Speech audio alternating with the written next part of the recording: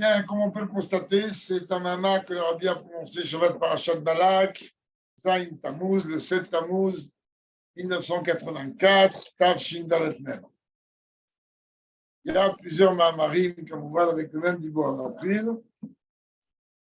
Il est probable qu'il y a quelques années, on l'a étudié, mais même si on l'a étudié 30 fois d'affilée, ça ne suffira pas. Atov, Valécha Yaakov, Mishkenotara Israël, comme elles sont belles, tes tantes Yaakov, tes demeures Israël. ידוע, דרוש על פסוק זה בליקוד התורה, כמו זקן פרשת בלק ברציתי של פרשה, בסיום הפרשה. Et c'est connu, le commentaire sur ce verset-là dans l'Écoute Torah de l'Admour Zaken Parashat Balak, paracha, ce que l'on appelle la paracha chassidique, à la fin de la paracha. La grande manière de votre jardin noir de Tzemar Tzedek avec des annotations de son petit-fils. Le Tzemar Tzedek, Torah, et aussi dans les Mahamarim du Tzemar Tzedek lui-même dans la Torah, fait soir des Kitsurim ou Biurim de Darouzé, ils sont rapportés là-bas et des commentaires et des annotations, des explications sur cette phrase-là. Ou aussi, et là-bas, dans la Torah, le Tzemar Tzedek rajoute encore des nouvelles annotations. Moshe Katouvé, d'ailleurs, le Rabbi dit qu'on comprend bien. Ici, on est en train de parler du Tzemar Tzedek. Et la Torah vient nous dire qu'en vérité, les grands-parents, ils se couronnent par les petits-enfants. C'est très bien qu'est-ce que la Torah nous dit. Elle nous dit que la gloire des enfants, c'est leurs parents, et la gloire des parents, c'est les petits-enfants. C'est une parenthèse, c'est pas lié avec le mamar, mais puisque c'est là, alors pourquoi pas? Et pourquoi on utilise une phrase comme ça? Tout simplement parce qu'un fils, toujours, il va dire, regardez, mon père, je prends exemple sur mon père et mon père et mon père. Mais alors pourquoi un père ne dirait pas pareil, regarde mon fils? Tout simplement parce que le père, il dit, mon fils, il marche droit tant que je suis là, tant que ma présence physique est là, alors il craint un peu, donc ça va être, ou est-ce que réellement, l'enseignement que je lui ai donné, alors il a intégré réellement. Quand est-ce que le père, il voit que les enseignements qu'il a donnés à son fils sont intégrés? Lorsque le fils est en train d'intégrer les enseignements à son fils, c'est ça que la Torah dit, ça veut dire qu'en vérité, les grands-parents, eux, leur gloire, c'est des petits-enfants, c'est pas des grands-parents. Allez, c'était une parenthèse. Alors là, en vérité, on est en train de Rabbi veut dire en vérité que la relation entre le Tzemar Tzedek et l'Admour Zaken, c'est une relation extrêmement étroite, surtout qu'on sait très très bien comment le Rabbi a ramené là-bas dans Yom Yom, Ishmaz Riatrila, Yolet Nekeva. Elle a dit ça, c'est la mère du Tzemar Tzedek, Ishmaz Riatrila Zachar, c'est le Tzemar Tzedek, il y a une relation très très très très étroite entre ce que Rabbi veut essayer de nous expliquer ici, entre le Tzemar Tzedek et l'Admour Zaken, surtout qu'il a aussi grandi chez l'Admour Zaken, car sa mère a fait Miskout Nefesh pour le Chassidut. Maintenant, je ne vais pas faire tout l'historique, mais puisque c'est là, on est venu ici, Chaya Ben Bito. Surtout que donc, il était le fils de sa fille, donc on voit que par transitivité, puisque la fille a une relation étroite avec le père et le fils a une relation étroite avec la mère, et là, il est en l'occurrence le fils de sa fille, donc la relation par transitivité entre le Tzemar Tzedek et l'Admour Zaken est une relation extrêmement puissante. ידוע, הסיפור שעניין זה שמוצא הצדיק העניין של מועזק ביתו הובא בשעה שהציעו לו וטבעו ממנו מרופלו אצלו, אצל הצבא צדק, שכבל נשיאות. D'ailleurs, comme c'est connu aussi que Tzemar Tzedek ne voulait pas recevoir la nesiut. Et les chassidim nous dit tu n'as pas où aller, et qu'il n'y a pas une relation plus grande que son petit-fils de cette manière-là avec le grand-père. Pourquoi le Rebbe rentre dans cette historique, pas toujours le Rabbi ramène l'historique? Pourquoi le Rebbe rentre? Pour ça, on a besoin de Tzarichiyou, on a besoin d'approfondir plus. Et ce n'est pas franchement le moment. Et il est bon à Torah, Sham, Meviet, Pirusha, Ravamag, il n'est pas osé. Or, à Torah, du Tzemar Tzedek, lui, qu'est-ce qu'il fait? Il rapporte en vérité l'explication du Magi de Mezrich sur ce verset. De Oel, Nikra Diratarai. Qu'est-ce que c'est une tente? Une tente, c'est une demeure provisoire. Comme c'est marqué, voilà que je me promène dans la tente. Alors qu'une demeure, c'est quelque chose de fixe. Car Mishkan vient et je résiderai. Une résidence, c'est quelque chose de fixe. En général, quand on plante une tente, c'est parce qu'on est en vacances, c'est parce qu'on est, je ne sais pas trop, ou parce que chez Mishman, je ne sais pas quoi. Mais en tout état de cause, une demeure, c'est quelque chose de fixe, et une tente, c'est quelque chose de provisoire, tout comme la souka est appelée Diratarai. C'est où, maintenant, on a besoin de comprendre. En vérité, enfin, on a besoin de comprendre. Rabbi dit clairement maintenant, on comprend pourquoi, hein, que lorsqu'il est en train d'utiliser le terme de tente, c'est-à-dire de demeure provisoire, alors il utilise le terme de Yaakov, et lorsqu'il utilise le terme de résidence, alors il utilise le terme de Israël, parce que de Yaakov, parce que Yaakov, c'est quelque chose de provisoire. C'est une période, Yaakov est une période du galout, c'est-à-dire le moment dans lequel on va travailler, œuvrer, pour pouvoir faire descendre Dieu en bas.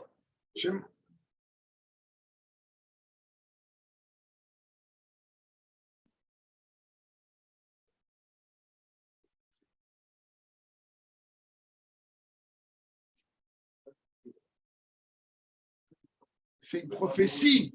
Il n'est pas tout ce qui vient par Bilam, c'est dans le futur. Bilam, il a prophétisé. Oui, il a voulu dire qu'il y aura des Batek-Nessiot, Batamidrashot, et c'est ça les demeures fixes. Et ça, il a voulu taper sur ça. Dans Yaakov, c'est Yudek Shemoral Prinataek, Shiken Israël. Donc Yaakov, il représente la situation où le peuple juif il est dans son niveau le plus bas, puisqu'il représente le talon, alors qu'Israël, il représente la situation dans laquelle le peuple juif est au niveau le plus haut, car le mot Israël, ce sont les mêmes lettres que l'Irosh. Chez Montréal, donc qui montre le niveau le plus haut. Velostam, Roche et la Liroche. Et pas seulement n'importe quelle tête, ma tête, c'est-à-dire au chose c'est-à-dire la tête Kaviachol de Dieu. Et même si le rabbi ne rapporte pas ici en diouk, n'oubliez pas que chaque fois qu'il est écrit le mot li et nos olam, chaque fois que Dieu il est en train de dire c'est à moi, ça ne bouge pas. Et ça vient encore, c'est encore une réponse. C'est éternel. Cette relation elle est éternelle. Donc ça vient encore renforcer le fait que la relation qu'il y a entre Dieu et le peuple juif, jamais, elle peut se casser, jamais elle peut se détruire. Car celui qui est appelé la tête, comme Yachol de Dieu, c'est le peuple. Alors, mais Marshava et tout, on peut développer des heures, mais ce n'est pas forcément le mot. En vérité, ici, de quoi on parle des deux extrêmes. On parle des deux extrêmes qui n'ont pas de relation l'un à l'autre. Comme on dit, le ciel et la terre. D'ailleurs, on va parler de quoi? Du talon à la tête. Mais à Kavosh, à Yaakov, en vérité, on est en train de parler de quoi? Depuis le talon de Yaakov, c'est-à-dire au niveau le plus bas, jusqu'à Kaviachol, la tête de Dieu. C'est ça en vérité qu'on est en train de dire. Tes tentes Yaakov, tes demeures Israël. Parce que la Torah veut me dire comprendre. Normalement, le peuple juif, tous les juifs, on doit être essentiellement au niveau d'Israël. C'est-à-dire qu'on doit être dans notre service de Dieu, dans la dimension la plus haute. Ah, mais voilà que moi, je ne suis pas dans la dimension la plus haute. Voilà que mon comportement, malheureusement, il laisse à désirer plus d'une fois. Alors, il dit, OK, je sais que ça peut arriver, que le comportement d'un juif, il peut laisser à désirer, mais ce comportement-là, il est provisoire comme une tente. C'est-à-dire que c'est quelque chose de ponctuel qui va s'arranger. Alors que le juif, il ne doit jamais oublier que son comportement, ce n'est pas les mots du rabbi dans les mots, mais que son comportement négatif, il ne doit jamais oublier que ça, c'est quelque chose de provisoire. Mais ce qu'il ne doit jamais oublier, c'est que sa relation avec Dieu, elle est éternelle et cela ne bouge pas. C'est exactement comme on est en train de dire. Les mitzvot qu'un juif il accomplit, c'est quelque chose d'éternel. Les avérotes, À un moment ou à un autre de la vie, ou même après la vie, ça se nettoie et ça disparaît. Il reste plus de traces sur ça. Seulement les misotes, tout l'actif de cette neshama, il reste éternel. C'est ce qu'il veut nous dire ici. Mais on voit que sur les deux, il est dit comme ils sont beaux. Alors, Rabbi, là encore, il ne veut pas développer. Alors, il dit en vérité, ils sont bons, mais ce n'est pas marqué bon stam, c'est marqué mar tovu. C'est très bien qu'il y a deux notions de ce que la Chassidoute appelle la relation entre Yitzhak et Rivka, Shemba, Shemban.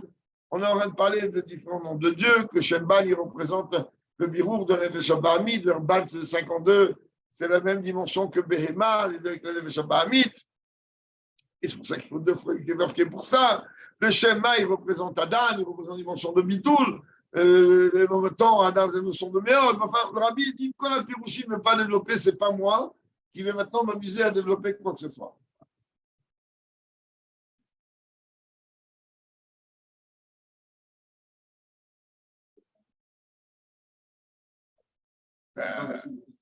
Parce que Yaakov, c'est Yudé, si je me trouve dans ma situation la plus basse dans mon service de Dieu, c'est qu'il y a quelque chose qui ne va pas.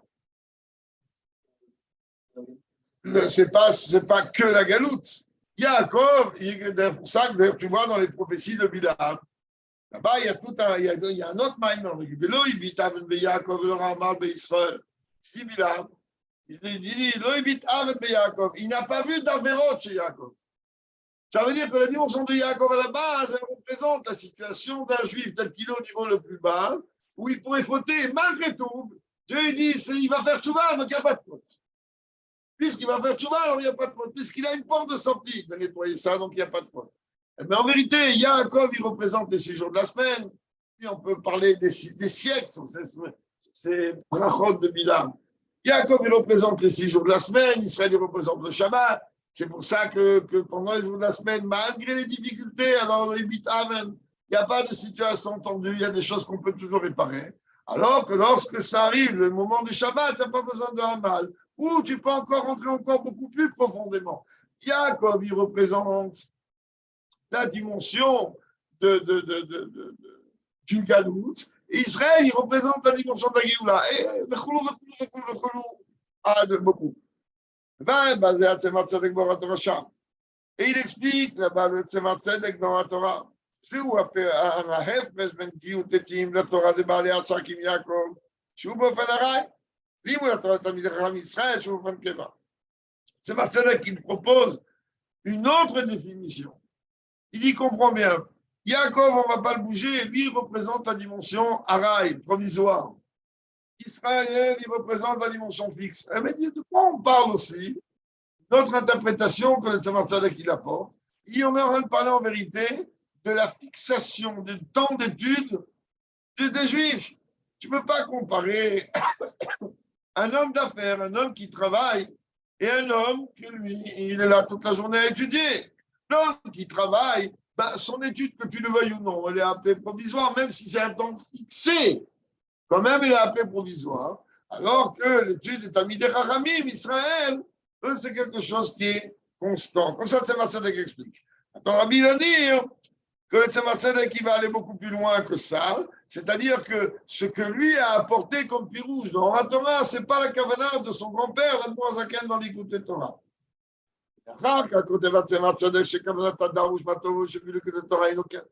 Qui dit là-bas, le Tzemar Tzedek, c'est l'opinion que lui apporte, mais l'Admor HaZaken, ce n'est pas ce qu'il explique dans l'Écoute Torah. Et la pirouche passe de l'Écoute Torah. Alors, qu'est-ce que l'Admor HaZaken veut dans l'Écoute Torah? Il veut m'expliquer quoi? Qu'est-ce que ça veut dire, ce matin, comme je l'ai à Israël? Ou à Pima, chez ou voilà, que maintenant on va commencer à déconner un petit peu. Voilà, il y a marqué dans Parashat Trouma, Vasita Yeriot, Izim, le Mishkan. On va faire des tentures de chèvre, des pots de chèvre, sur le Mishkan. Yeriot, Shesh, Yikro Beshem Mishkan, Yeriot, Izim, Yikro Beshem Oel. Il y avait des yériot qui devaient entourer, qui étaient d'une qualité pour la beauté, si l'on peut dire, comme pas dire au tchèche. Mais cela est semblé Mishkan, car ça entourait en vérité des murs quelque chose qui était fixé, enfin les murs c'était du bois, et les autres composaient en vérité au-dessus, et les espèces d'épées au pot de chef, ce qu'on appelle OL. Alors maintenant, qu'est-ce que j'ai à faire, moi, si tu es en train de me parler des tentures que l'on posait autour des parois et des tentures qu'on posait au-dessus de ces parois, qu'est-ce que j'en ai à faire? Pour moi, ça ne veut rien dire du tout. Mais on comprend bien que le Mishkan, c'est l'endroit dans lequel Dieu y réside. C'est-à-dire que chaque millimètre du Mishkan, dans toutes les klalim et les pratim que la Torah vient de donner, c'est un moyen de faire résider Dieu dans ce monde. Même si les pratim, on leur parle de pot de chèvre. Et alors, qu'est-ce que j'ai besoin d'une peau de chèvre? Qu'est-ce qu'a apporté la peau de chèvre? Il dit, le rabbi, regarde, maintenant ça va voltiger un petit peu. La vérité, quelle différence il y a entre les pots que l'on plaçait sur les remparts ou les pots que l'on plaçait au-dessus? Les pots qu'il y avait tout autour du Mishkan, ils étaient au nombre de 10.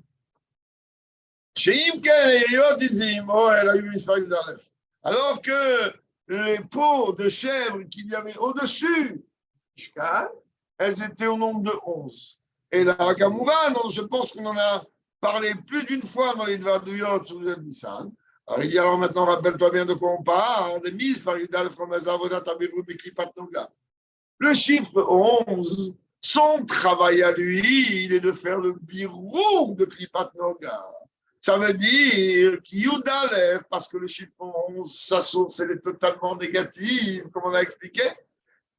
Comment le Zohar, il les appelle? Ce sont les 11 couronnes d'impureté.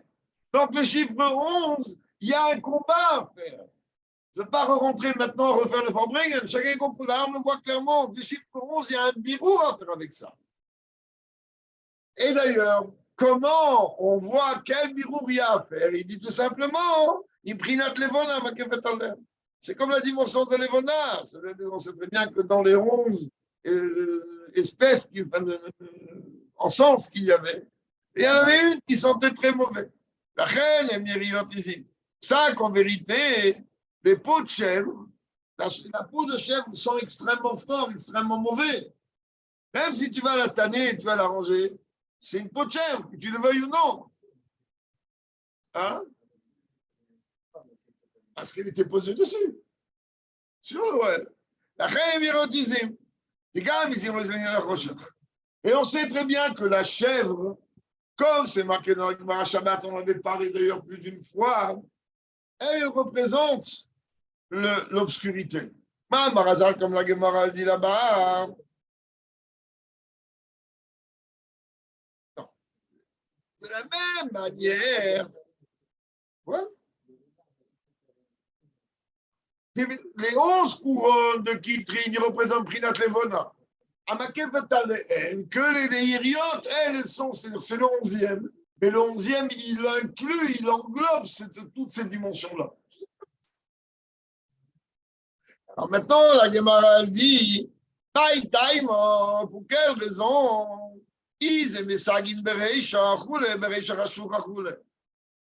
On a déjà parlé maintes fois. La Gemara, elle demande, quelle est la raison pour laquelle les chèvres dans un troupeau, elles sont tête de troupeau? Elle répond, étant donné que les chèvres, dans leur grande majorité, elles ont la peau brune ou la peau noire, et donc dans l'esprit des autres chèvres qu'il y a derrière, c'est une manière, c'est comme un point de repère pour suivre, tout simplement comme ça la Gemara elle explique. Donc on voit que même d'après la Gemara, la chèvre, elle représente quoi? L'obscurité. Elle représente la dimension obscure. Et comment on fait ce bureau? Ben, tout simplement, Yaakov, c'est ceux qui pensent qu'il a perdu son temps chez Lavan, ben, il a passé son temps tout simplement à faire le bureau de toutes ces dimensions d'Akoudim, Ekoudim, Uboudim, c'est-à-dire de faire la différence entre le noir et le blanc et le noir. Et Baruch Shen Kan Makom.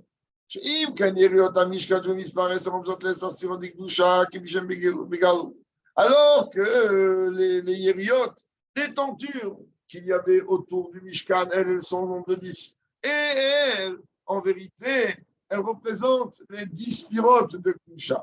Amar, Razan de Naseret Avot, comme c'est ramené dans quelques Avot, Père Kanin, c'était le Père qu'ils apprenaient à ce moment-là. Chez Basara, Mahamarot, Père Kamishi. Basara, Mahamarot, Niva Olam, qu'avec 10 paroles, le monde il a été créé. Et la Shein, il y en a un autre, Sheba Olam, au Prinat El, Machetza, Riota, Zeva, Deinana, Imuna.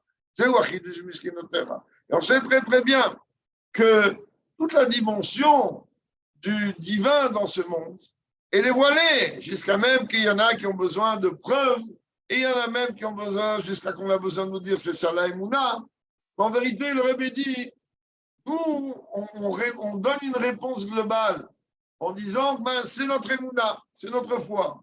Mais en vérité, le Rabbi il dit, tu ouvres les yeux, tu vois clairement qu'il y a Dieu. Mais on va te calmer avec l'Inyan Emouna. C'est ça que dit Shkenotecha. שמגלים בעולם עניין המשכן, מבחינת הזאת. Ça veut dire quoi, משכנותיך? C'est-à-dire que notre travail à nous, il est quoi? De faire en vérité, dévoiler dans ce monde le sujet des 10 sirotes, puisque les 10 sirotes, ils représentent la dimension du Mishkan, donc les 10 sirotes à Mishkan. Tavod, azo il est par la mavodat abirurim, firach, qui a les déprinat d'Israël. Et ce travail-là, il est en vérité beaucoup plus haut que le travail, le Rabbi dit pas beaucoup, il est plus haut que le travail des birurim. Il y a les 11 tentures, elles représentent donc la dimension du birou, du patnoga, c'est-à-dire ressortir en vérité le plan du noir de Klipat Noga, merveilleux. Mais il y a à part ça, ça c'est le sombera, il y a à part ça le acétone, c'est-à-dire il y a la dimension positive qui est celle d'être manchir, les 10 firotes, et ça c'est tout simplement les tentures qu'il y a autour, c'est-à-dire un il représente le niveau de Yaakov, et l'autre il représente le niveau d'Israël. Il va expliquer encore mieux qu'est-ce que ça m'apporte à moi. Puis, ouais, comment on peut comprendre, on peut expliquer la différence qu'il y a de ces deux façons-là dans le service de Dieu. Explique dans l'écoute Torah, dans mon service de Dieu, il y a une différence dans mon approche au service de Dieu lorsque j'étudie la Torah ou lorsque j'accomplis les mitzvot. La Torah est prinat Mishkan. Que la Torah elle représente quelque chose qui est appelé Mishkan, quelque chose de fixe. Ça veut dire que dans la Torah, Dieu il est dévoilé comme Marazal, Al-Pasukaloco, Devarai Keesh. Comme c'est expliqué, comme Dieu dit, mes paroles, elles sont du feu. Je dis, Torah, quelle est la réponse au fait que les paroles divines sont du feu? Parce que le feu, lui, il consume tout. C'est la raison pour laquelle, que lorsqu'on fait monter quelqu'un à la Torah, on ne lui demande pas qu'est-ce qu'il a fait un quart d'heure avant. Et encore moins la nuit d'avant. Il monte à la Torah, il fait une bracha avant, une bracha après, on applaudit, on lui fait des lits, et des fois on lui jette même des bonbons. Pourquoi? Parce que de toute manière, la Torah elle ne capte pas, l'impureté ne peut pas atteindre la Torah. Il dit, mes paroles, c'est comme du feu, comme un feu que lui, il dévore tout.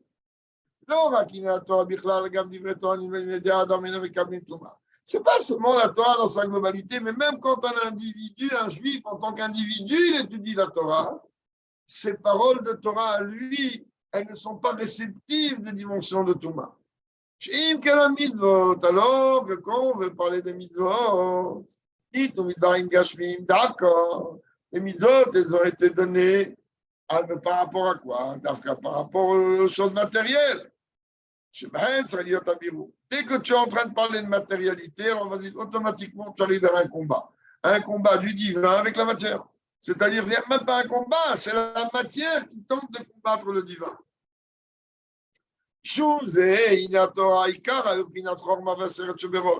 Ça, que la Torah, essentiellement, elle est liée avec l'intellect et avec la tête. Alors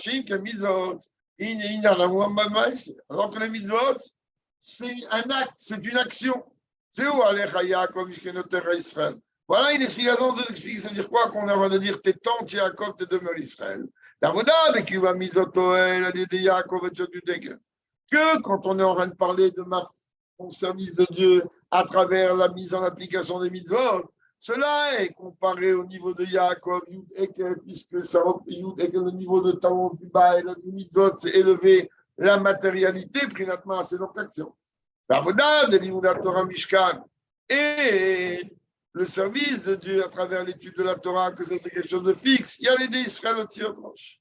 Et ça se fait à travers le niveau d'Israël qui contient en lui le terme roche, qui veut dire donc la tête. Et voici, Kachar, Shemé Admor Atzemat Tzadek et Pirush Admor Azak Bédikout et Torah, après que le Tzemar Tzadek apporte l'explication d'Admor Azak dans l'Ikout et Torah, Kotev, Yesh Lomar, écrit, on pourrait être amené à dire, qu'est-ce que ça veut dire qu'on est en train de dire que le Oel, une tente, ça c'est appelé une demeure provisoire et Mishkan, une demeure fixe. Comme le Chachamim vient nous dire, un juif dans ce monde, qu'est-ce qu'il doit faire? Il doit faire son boulot secondaire, son travail secondaire et sa Torah fixe. Comment on peut expliquer la chose par rapport à ce qu'on a étudié jusqu'à maintenant? Mais pas tu dois rentrer dans plus de détails.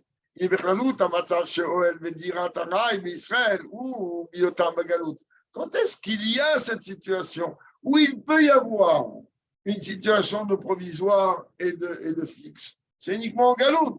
Car Galout est le Makom Shel Yehudi. Car le Galout, ce n'est pas un endroit qui est fait pour le juif.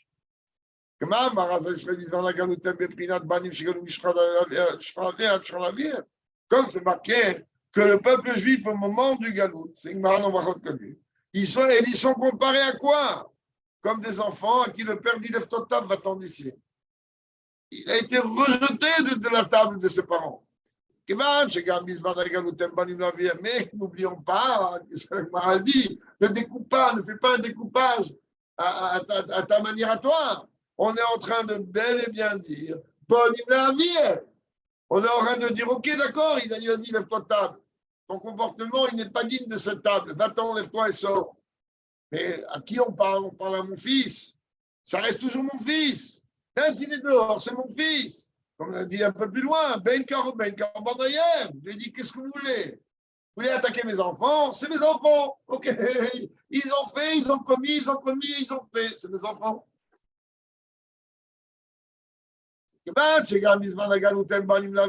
Et donc, puisqu'à partir de là, on comprend que même au temps d'exil, on reste les enfants, puisque je suis un enfant. Donc, ça veut dire que tu es en train de venir me dire que la situation dans laquelle je me trouve au OL, c'est-à-dire la situation dans laquelle je me trouve dans la dimension galoutique, la dimension provisoire, ce n'est pas mon endroit. Moi, je dois être à la maison, pas dans une tente. Sans dire malheur aux enfants qui ont été, rejetés de la table de leur père. C'est Némamatom.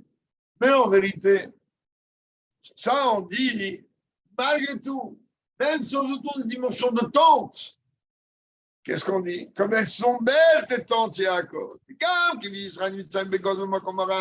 Ça veut dire que même lorsque le peuple juif se trouve en exil, situation provisoire, même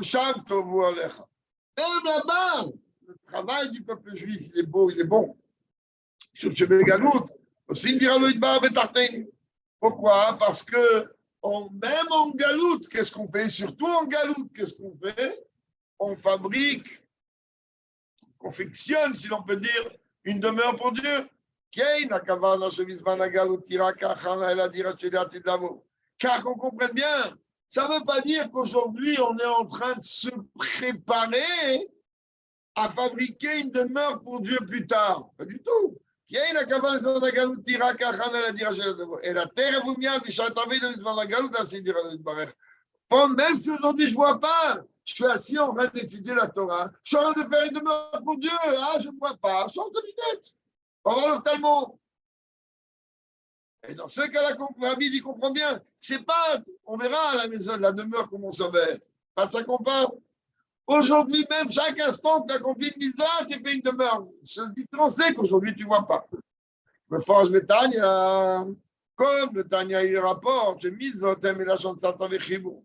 Que le terme mitzvah est l'étymologie du mot Sarta qui veut dire équipe, former un, vechibou, fusionner. Shum, shaliada mitraber adam mekaim mivakadosh baruch hu metzavé mitzvot. Car à travers une mitzvah, qu'est-ce qu'un homme y fait? En vérité, il fusionne avec celui qui offre dans les mitzvot, donc avec Dieu. Et par ça, on fait des demeures pour Dieu. Et on sait très bien que dans les termes que l'on utilise, dans les brachot que l'on fait lorsqu'on accomplit une mitzvah, contrairement aux brachot, je bois de l'eau, je dis mais quand j'accomplis une mitzvah, qu'est-ce que je dis? Peu importe la mitzvah, peu importe quoi. Le sujet des mitzvot, je rappelle, quand je fais une mitzvah, je suis marié avec Dieu. Que la fusion est un, Shakideshan, Noarat Bekudeshet, qui m'a sanctifié, c'est-à-dire que je forme un comme une femme, elle forme un avec son mari. Et elle devient Asura el Kule Alma, elle ne peut pas fréquenter n'importe qui. En fait, elle peut fréquenter personne, très clair. Yes.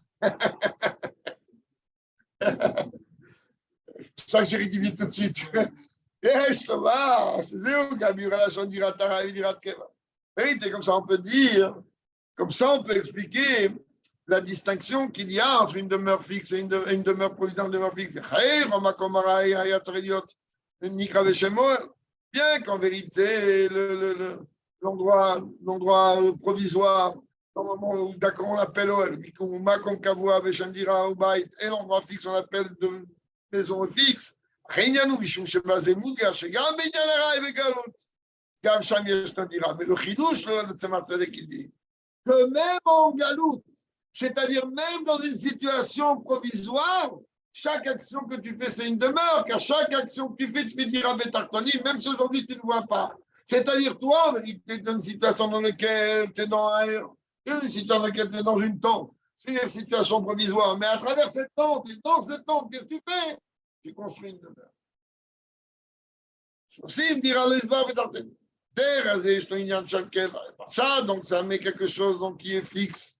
Bah, que même dans la dimension provisoire, il y a quelque chose de fixe qui se construit à l'intérieur. Parce que le Mishkan était une tente. Et malgré tout, Dieu, qu'est-ce qu'il a dit? Ben, je vais résider là-bas. Tarles. Comment on peut traduire ça dans la globalité du service de Dieu de l'homme? La globalité du service de Dieu d'un homme dans ce monde, il est en vérité d'élever, de raffiner le monde et d'élever les étincelles du monde. Il se trouve dans le monde. Il est bête, Briat Olam, Olam Nivra. Au moment de la création du monde, Dieu a créé un monde avec tout ce dont il a besoin à l'intérieur. C'est ça qu'il est écrit. Voici le récit. Pérégrination, ce n'est pas le terme. Le récit de la création du ciel et de la terre lorsqu'ils furent créés. Là-bas, le mot Toldot, il est écrit avec deux va. Parce qu'à ce moment-là, le monde, il avait tout ce qu'il avait besoin pour fonctionner, tel que Dieu avait voulu que le monde fonctionne. Car à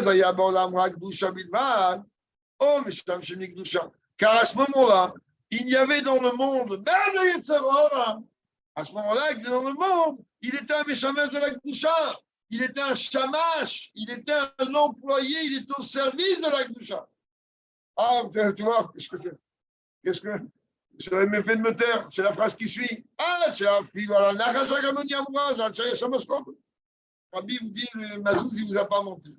Jusqu'à même que on vient venir m'enseigner que, comme la Gemara rapporte là-bas dans Sanhedrin, que le Nachash, c'est-à-dire la source de des forces du mal, il était qui, c'est Gemara dans Sanhedrin? Il était le malheur le plus grand, Shamash Gadol. C'est pas n'importe qui.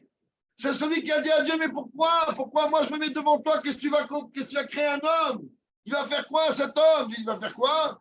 Toi, tu vas aller le pousser à aller contre moi, tu vas voir comment il va t'envoyer balader. Et donc, le réveil dit, comprend bien qu'à la base, ça veut dire que même les forces négatives à ce moment-là, elles étaient positives. La source était en tout cas positive. למה אחרת הידוע ירד על המדרגה נוסע מציל של לעומת זה, שתראה דבר בעבודת הבירורים. Après la faute, on est venu, on a rendu le monde noir, là obscurci totalement. Et donc, maintenant, il ouvre vers quoi? C'est très bien, bravo. Il y avait le blanc, il y avait le noir. Maintenant, tout est gris. Vas-y, amuse-toi à ressortir le blanc maintenant.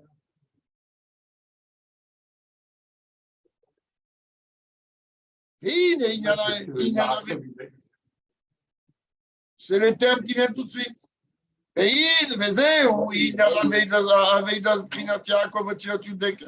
C'est ça en vérité le sujet de service de Dieu tel qu'il est comparé au travail de Yaakov. C'est-à-dire Yaakov il est Yudek le niveau du talon. C'est-à-dire qu'il faut amener la divinité jusqu'au niveau le plus bas. C'est-à-dire que même le niveau le plus bas, le niveau de Léon, il doit être Yaakov. Ça veut dire que Yaakov il va être le balabait du Oel. Ça veut dire que Yaakov est le balabait du monde. Pourquoi? Parce que lui, c'est ça son travail. Lui, il doit aller travailler dans les niveaux les plus bas. Alors que lorsqu'on est en train de parler de la deuxième forme de service de Dieu, c'est-à-dire le service de Dieu tel qui est comparé au sujet de la tête, l'iroche, c'est quelqu'un que lui, toute la journée, toute sa vie, il est le travail des tzadikim, le travail des grands maîtres. Et comme, voilà, encore une fois, il vous dit que je ne vous ai pas trop raconté de salade, et c'est ça la différence qu'il y a entre les jours de semaine et Shabbat. Yaakov, il représente le travail, le labeur, tout ce qu'on se tape matin, midi et soir, c'est les jours de la semaine. Israël, il représente la dimension du Shabbat, voir l'écoute des rapports, des Samir, l'écoute des Torah. Pendant les jours de semaine, alors on doit faire tout un tas de birourim, mais fais attention au Père Zayin de Tania, et ça, il ne faut pas trop kiffer, ça ne faut pas tatata. לכן נקראים זה בשם אוהל ארעי כעבודה זו לישראל מבחינת ארעי. Ça que ce travail-là, il est appelé provisoire. Parce que dès que la Géoula, elle va intervenir concrètement, terminé, on ne va plus commencer à se casser la tête, ça et ça et ça et ça et ça. Je ne sais comment. Ce n'est pas notre endroit. L'endroit du peuple juif, il n'est pas bifal dans les restés en galoute. Mais dans les prinas d'Israël, hi beyom Shabbat Kodesh. Alors que le travail, le service de Dieu du niveau Israël, comparé à Israël, c'est tout simplement le service de Dieu, le Shabbat. Qu'est-ce qu'il a Shabbat? Shabbat, mais quand le Shabbat, Shabbat, il sanctifie automatiquement les choses et il élève automatiquement les choses.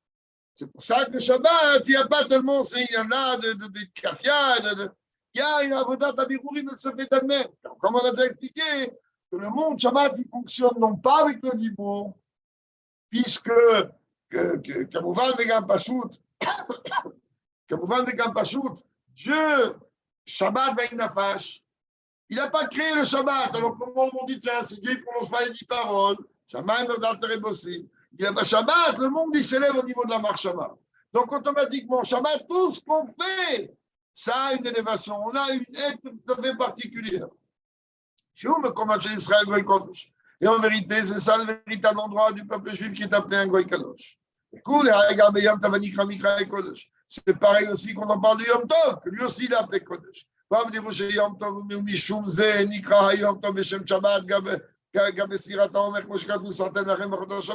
voit même qu'en vérité le Yom Tov il est appelé Shabbat. Où tu vois ça? Tu vois le digne de Sirat HaOmer. Là-bas on va dire, mais où Sfartem lachem imarot Shabbat? Je suis désolé, c'est Shabbat, c'est Yom Tov.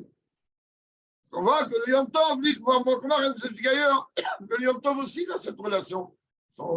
À part le lien de Bichou, le lien d'utiliser le feu pour sortir Ochel, il n'y a pas tellement de différence entre les dynimes de Yom Tov et les dynimes de Shabbat. Et il n'y a pas d'avodotel ou de Ol Mishkan. Ça, non, c'est deux formes de service de Dieu, de Oel ou de Mishkan, de demeure provisoire et de demeure fixe, avec œuvre, Torah et Mizot, comme on a expliqué l'étude de la Torah, l'accomplissement des Mizot, Kaim, en vérité, c'est ce qui rapporte le Bible Mazouk, Matevor les Rav Goymer, comme elles sont belles tétantes. Que pas, je t'amikra de Ale Yaakov, Mishkan d'Israël, ou Gamif Nezer. En vérité, toutes ces dimensions-là, il y a toujours eu des demeures, des tentes et des demeures. Il y a toujours eu des endroits fixes d'études. החידוש בפסוק זה הוא שנאמר מה טוב הוא גוי מאוד. le חידוש שלי, peu importe le מצב, c'est toujours qu'ils sont belles. היינו ששניהם.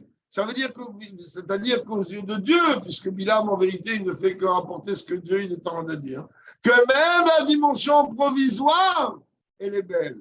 Que même la situation du peuple juif en galoute, le peuple juif, il est bien. אני ששניהם, הולך המשכן יעקב, משכן ישראל, מבחינת מה? באופן של טוב, sont agréables aux yeux de Dieu, et termes plus que ça. שכך, הוא נאמר רק פעם אחד מה טוב. היינו שהם הטוב הוא השם. היינו שהמה טוב הוא אחת לשניהם. Ça veut dire que le מה טוב, il est un pour les deux, משום ששתי עבודות גם יחד באותה דרגה של מה וטוב.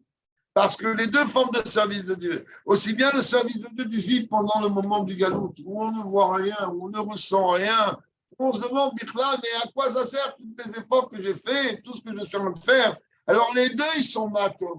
Même ce que tu ne vois pas. Et quand on viendra nous dire, ben voilà qu'est-ce que ça a été tout ton travail pendant le temps de l'exil de Khouy. Avec l'aide de Dieu à travers nos actions, notre service de Dieu dans tous ces sujets-là, on va arriver très rapidement de nos jours, ça c'est moi qui rajoute, dans le sujet de Mishkenotecha Israël, de demeure Israël, Tirat Keva, une demeure fixe, Beis, Amigdash, le troisième est Amigdash, où il est Tirat Keva, Yotamibate, Amigdash, le Fanov, que lui sera une demeure fixe, encore plus que tous les deux autres Amigdashot.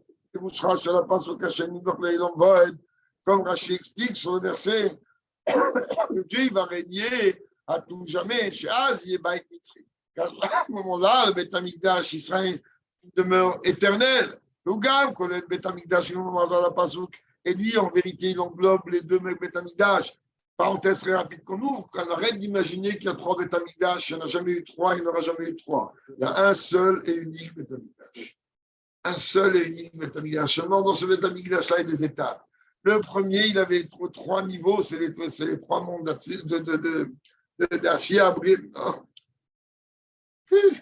de Assia, Yetzira et Bria. Le deuxième, il avait en vérité quatre niveaux, c'est-à-dire que le deuxième Beth Amikdash, il englobait désolé. Il y a le Mishkan, il y a le premier Beth Amikdash, il y a le deuxième Beth Amikdash. Ces trois dimensions-là, en vérité, ils représentent les trois mondes. Ensuite, donc je rectifie, le Mishkan, c'est le niveau de Assia, le Beth Amikdash Rishon, c'est le niveau de Yetzira, le Beth Amikdash Sheni, c'est le niveau de Bria. Dans le Beth Amikdash Hashishi, dans les plans qu'il y a ici, eh bien, il y a quatre, on sait qu'il y a quatre